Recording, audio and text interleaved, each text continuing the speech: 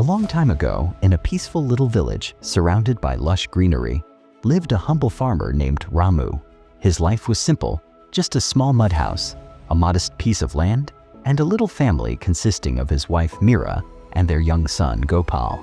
Ramu worked tirelessly from sunrise to sunset, toiling in the fields, sweating under the sun, just to earn enough to feed his family. Though poor in wealth, Ramu had a heart rich with kindness. He never turned away anyone in need, be it a hungry traveler, a sick neighbor, or someone in trouble. Ramu was always the first to help. The villagers fondly called him kind-hearted Ramu, but this habit often worried Mira. She would say, "Ramu, we barely have enough for ourselves, yet you keep giving to others. This world is too big. You can't help everyone. Think about our son's future." Ramu would always reply calmly, "Mira, offering a piece of bread to the hungry is the purest form of worship. We are just the means. The real provider is the one above." One scorching summer afternoon, Ramu returned from the fields, drenched in sweat, exhausted. As he sat on the cot to rest, a faint voice came from the doorway. "Son, may I have some water?" Mira peeked through the window. Outside stood an old wandering sage, his clothes torn and dusty, his face tired, and eyes filled with hunger and fatigue. Mira muttered, "Now this one has come too. There goes our meal again." Without a word, Ramu walked out, gently seated the old man in the courtyard, fetched a pitcher of water, and offered it to him. As the sage drank, a spark returned to his eyes. In a weary voice, he said, "Son, I haven't eaten in 2 days. If you have something to share, it would be a great blessing."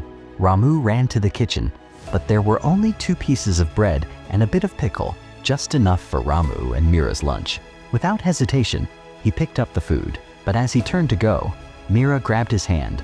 "Are you crazy? This is all we have. He can beg elsewhere, but where will we go?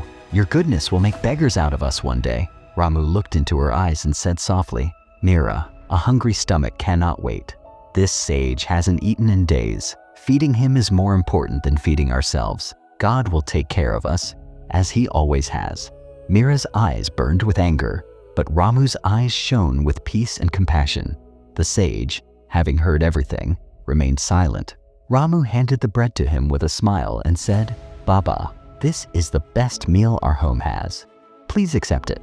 The sage ate slowly, drank water, and after a deep breath said, "Son, today you didn't just feed a hungry man, you served God himself." Then he reached into his bag and pulled out a shining golden bowl. Ramu was stunned.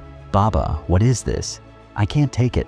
The sage smiled and replied, "This bowl was once gifted to me by a king. Ever since, I've carried it with me, looking for someone truly worthy to receive it. You are that person. You gave without expecting anything in return. This is the fruit of your karma," he continued. "Keep this bowl, but don't let it become the price of your goodness. It's only a reminder that the divine always honors pure intentions. Stay as you are, because what you did is true righteousness. Karma is Dharma." Saying this, the sage walked away. Ramu watched him disappear into the distance, eyes filled with tears of gratitude and joy. From that day onward, Ramu became even more devoted to serving others. Dear friends, this story reminds us that no act of kindness, no matter how small, ever goes unnoticed.